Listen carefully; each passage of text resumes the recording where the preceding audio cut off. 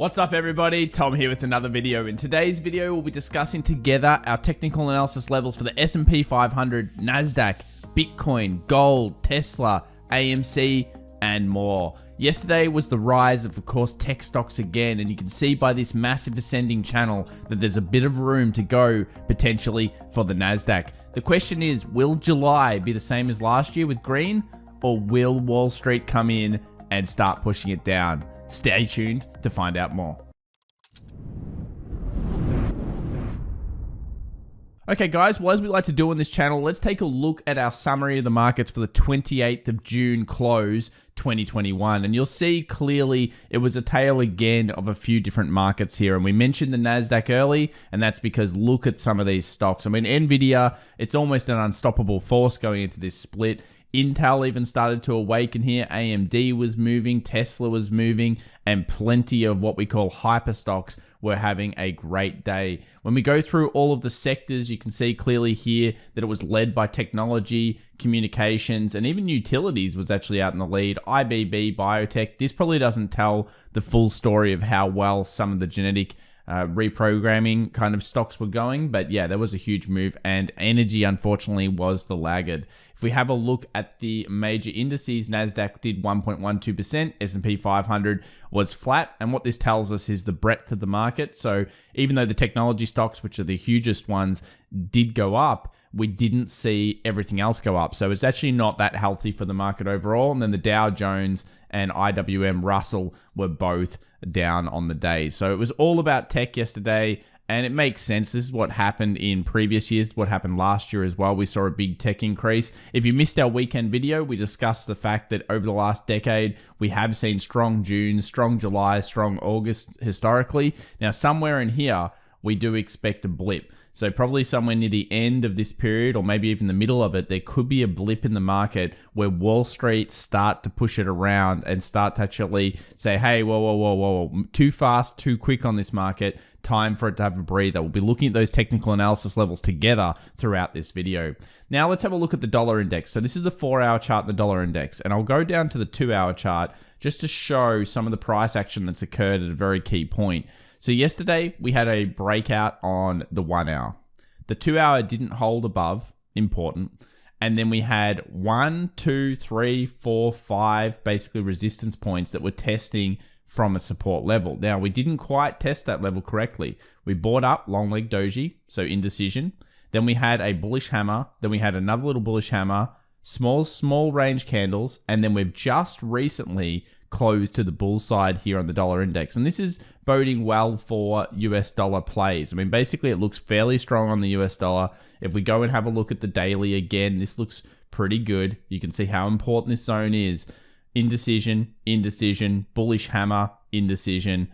Will there be decision made? I mean, the story is starting to say very, very soon we should have a decision made. Now, why is this happening? And why could it possibly even sit around and do much? Not much. I think a lot of it's got to do with non-farm payrolls. So we have the jobs numbers coming out of the US this week, and there's a lot of things that are highly volatile in that event that are sitting there waiting for the news. You think about gold. Where is it? It's stuck between the 1760 and the 1800 zone.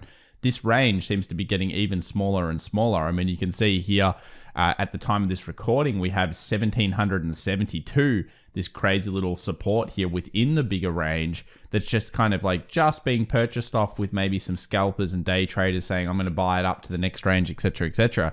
There's not much action in silver and gold because this jobs number will matter. And we'll, of course, be live streaming it here on the channel. So make sure to subscribe and hit that alert button so you get the earliest alerts when that does occur. Now, we talked about US oil for a couple of weeks now. We talked about how it got close enough and that it was going to start its sideways action, or at least a little bit of a decline after its big run. To put it in perspective, we have to use a weekly chart just to show how aggressive this black gold US oil run has been. It's hitting that 74. We thought 75 was the best kind of case scenario, 75, 76. When you get that close and you start to see the signs of weakness, you've got to either be prepared to hold a little bit of a pullback, or you've got to basically start removing positions. And I think that's kind of what a lot of people are doing on Wall Street. We were talking about it heavily on the channel, and you can see even things that have traditionally been holding it up. Like this will be the first little 20, 50 cross in some time. You go to the 4 hour, See how critical this point is here for the support and the resistance of gold. You got black gold, US oil, resistance, support, support, support. This is a key zone, 50 exponential. Look how many times it's picked up off this level. It has to really find bullish momentum now if it is going to continue up to the 75, 76 level. Let's move over now to the stock market. Let's talk about AMC quickly to start off with. Still in the range, but good day yesterday. This is the 2-hour chart, and I'm looking for it to break past the 60. Then, of course, 63.22 is the next level people wanted to be looking at from the buy side. And if it breaches that zone, because we've been in a range channel, we take A, which is the distance between here and here. That becomes B, which is what you do with the normal channel, and your aim would be actually all-time highs on AMC. Now, again, it still states that if we go under 52.30 kind of area, what are we looking at? Unfortunately, shorting down to the 40 zone. So AMC still stuck at this point. No extra information. We'll be looking for a 60-plus closure to show that the bulls are back in town. And yeah, we'll continue to watch this space. Let's move over to Tesla. So Tesla didn't fill the gap yesterday. So Tesla, I guess we found that it fills gaps probably around a coin flip of the time. You can see over here, the gap didn't fill. Over here, it did fill, etc., etc. Over here, it took a while to come back down and through. So the problem with Tesla is that you've got a 700 level. You've got previous massive trend line that goes through all of these previous lows all the way back to August last year. And that is hitting it at the $700. We know it's a key level. Now, if Tesla breaks and closes above 700, do we think the bulls are fully taking control of this market? Yeah, it looks like it. At that point, we're moving up to 750 resistance, 780 resistance, and 800 resistance, the three key levels we had last time. We also know that we've begun the recovery with the ability to break through our longer downward trend line between the lower peaks. That's important. So could it still roll over and come down and test this level? Anything's possible. 700 plus, does that start a really kind of big euphoria kind of movement on Tesla? You would think so, and that's because it just gets out of all of its problems that it's stuck between at this stage. So I think we've got it trapped relatively well. Obviously the gap fill, time will tell whether that end up occurring, and a 700 plus breakout will mean that gap's not filling anytime soon. Good luck out there for Tesla traders. We'll go and have a look at IWM. So we have a double or triple resistance plus the previous resistance at 234. This has been a relatively hard trade recently in terms of the Russell. It's been up, down, and all around, with a lot of small companies doing well and a lot of them not doing so well.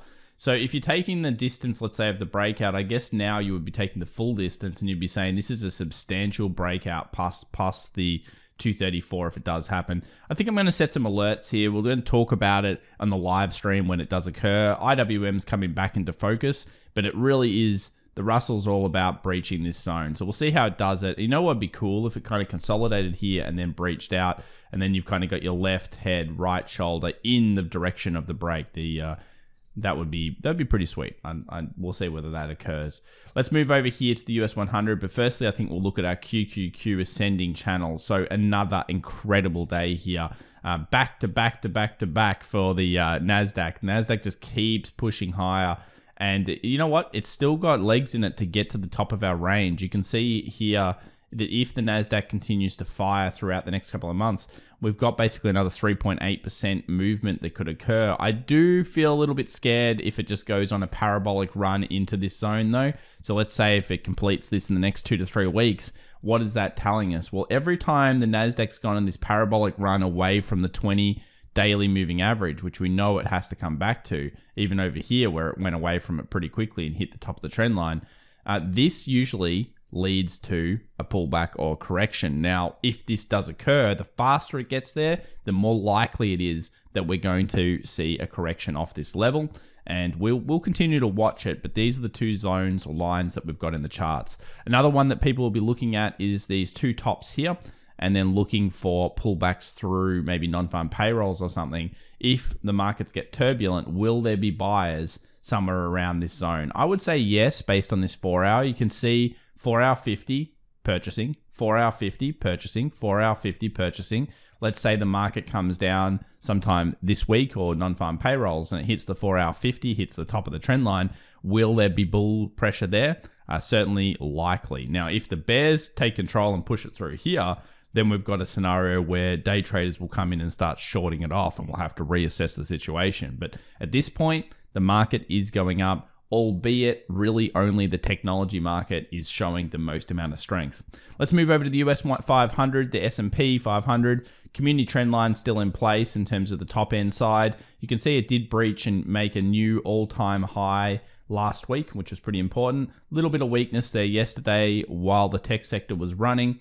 And you scroll on down and through and you can see it's, it's meandering up. I mean, it's this very slow melt up. 2 hour 20 exponential is the one that I'm looking at.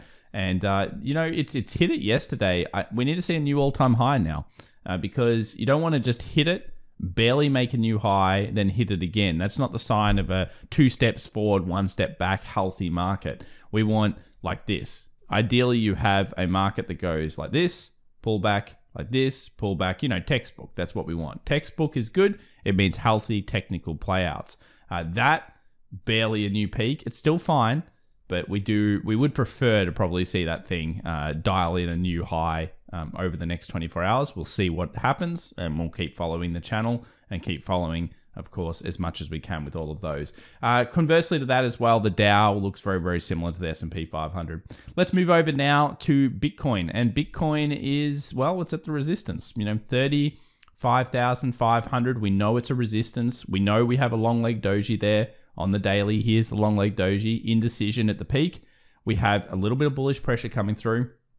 A few other coins have been going as well. Things like Ethereum have actually broken out past the 2050. So Bitcoin is actually lagging the rest. And once it breaches and if it closes above this level, we've got to think that the low is in for now and the market will start to move towards 38,000, 40,000 and possibly even 42,000. They're probably the key levels that I think many people are looking at. As always, we want to be watching BTC shorts as much as we can because this shows us the whales and where they're doing. And when the whales were repurposing themselves, so basically they put in a huge amount of shorts, we saw the adverse reaction to the markets. And so one of the ways that we can look at the whales and what they're doing is, of course, looking at these BTC shorts. And you can see the percentage shorts here and when they're increasing. And if we actually scroll up, what you'll notice is that when the shorts are increasing, the price is obviously decreasing. It makes sense that that's the manipulation going on in the markets. They've fully unraveled all those shorts very, very quickly, and now percentage longs have really increased back up to their normal healthy levels. So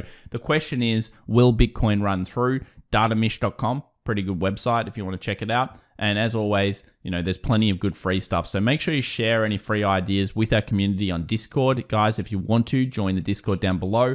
And I'll just remind everybody, I know in America it's not the end of financial year, but it is in Australia and other countries. So we are running a sale. There's links in the description. If you're interested in our course, come and check it out. And of course, we hope to see you in another video and see you live in our sessions tonight, or this morning, or the afternoon, wherever you are in the world. We'll obviously be doing Tuesday market open 1.5 hours early before the New York Open. It's going to be a lot of fun, and I can tell you there's going to be fireworks moving forward over the next couple of weeks. You've got to be watching the markets, especially in July. Catch you soon.